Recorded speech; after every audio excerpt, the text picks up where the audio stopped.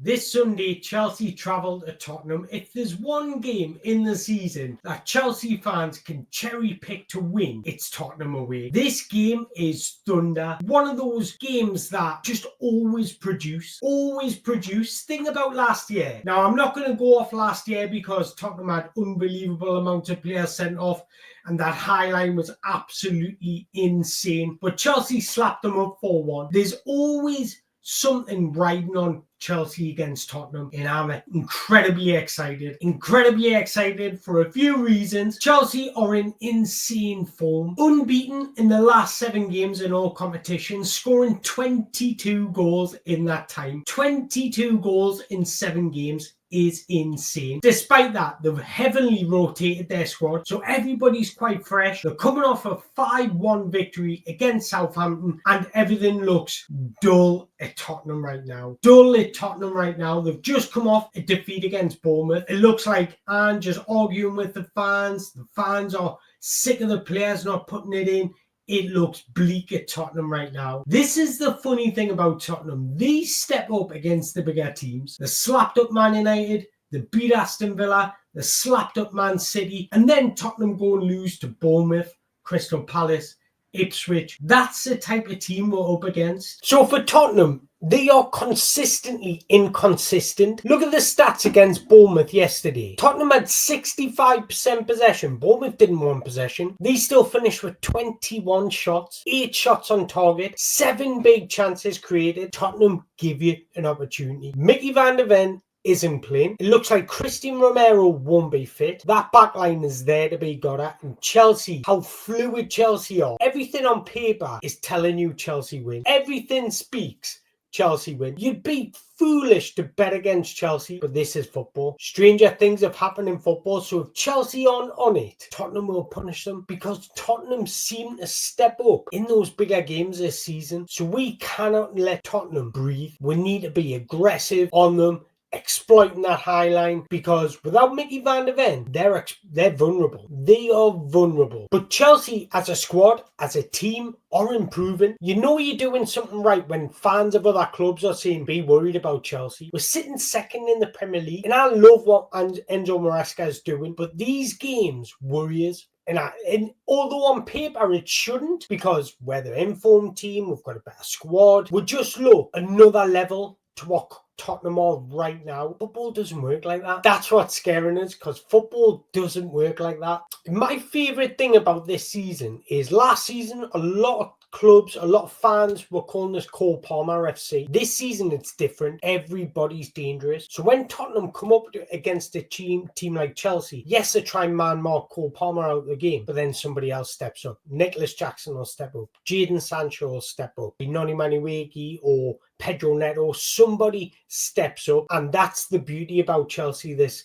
season. They're not too one-dimensional. They've got different avenues they can exploit and attack the opposition, and that's the beauty. Personally, I think our best performance was against Aston Villa. I just thought overall, as a squad, as a team, it was the most complete performance. So let's get into the starting 11. Now, this is a tricky one because there's a couple of profiles in Chelsea squad that would suit this game. The pacing behind, exploiting Tottenham's weakness, which is spacing behind. This is a tricky part of picking a starting 11. Let's start with the goalkeeper. I think we all know Robert Sanchez is going to start, although I would prefer Jorgensen to start because I think he's a better commander, better distribution, he makes better decisions. Ultimately, he should be our number 1. Whether he's the answer for the future, that's still to tell. But right now, with our squad, when you're comparing Robert Sanchez to Philip Jorgensen, I feel more comfortable with Philip Jorgensen. But we all know, I think you think, that Enzo Maresca is going to pick Robert Sanchez. So I'm going to put him in there, although I would actually start with Jorgensen. At right back, Moses Caicedo played there against Aston Villa. In my opinion, he was man of the match. I think because Romeo Lavia's fit, I'm happy to play Moses Caicedo at right back. I think he makes the right decisions on when to invert and when not to invert. I just think he protects everything. He dominates the central areas as well as the right back areas. And if we want to be aggressive against Tottenham, like I think we should be, be play that 5 yards forward, play with a higher line. We want Moses Caicedo stepping into that midfield. That allows Enzo Fernandez to play 5 yards forward. That allows Pedro Neto to play 5 yards forward. That allows your left winger, whoever it might be, to play 5 yards forward. And I just think that double pivot, Romeo Lavia and Moses Caicedo, is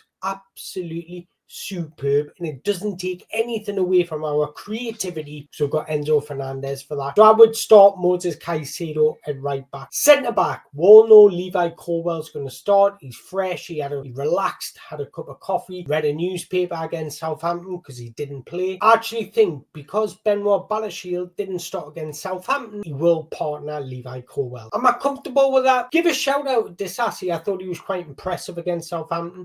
What worries us is having a left footer playing right centre back. If he does play there, that worries us slightly. But Fofana's injured, so somebody's got to play there. Left back, the Mr. Consistent Marc Cucurella. Then I think you can guess my double pivot in the middle of the pitch because I put Moses Caicedo right back. It will be Romeo Lavia, Enzo Fernandez. I would love nothing more than Enzo Fernandez to dunk on Tottenham, because he just looks like that type of player that would thrive in these situations. And I want to see performance from Enzo Fernandez like we're seeing against Aston Villa, because I thought he was tremendous. Defended well, got around the pitch, he was tenacious. He just brought everything you want from an Enzo Fernandez. We need to see that again. Left wing, I actually think it'll be Jadon Sancho. He didn't start against Southampton, but he came on, got his first goal. He's in form, he's happy, he's confident. Get Jadon Sancho in this game because Tottenham play with that high line. If he can be that ball manipulator,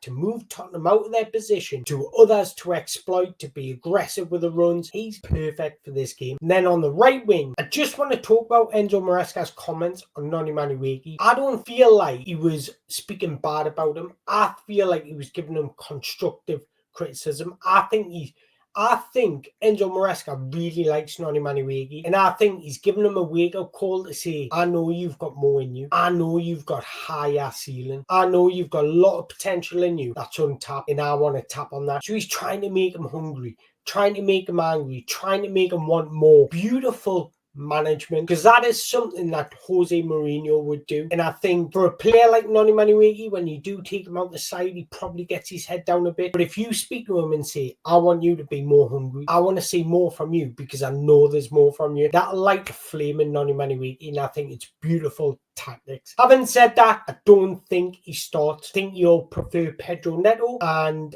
I actually think that's a good decision. Pace to get him behind. He will exploit space. He'll keep the width. Perfect for a game against Tottenham. And then in that number 10 position, the magic man himself, Cole Palmer. Just go out there, strut your stuff, do what you do best, and I've got a feeling he's going to score.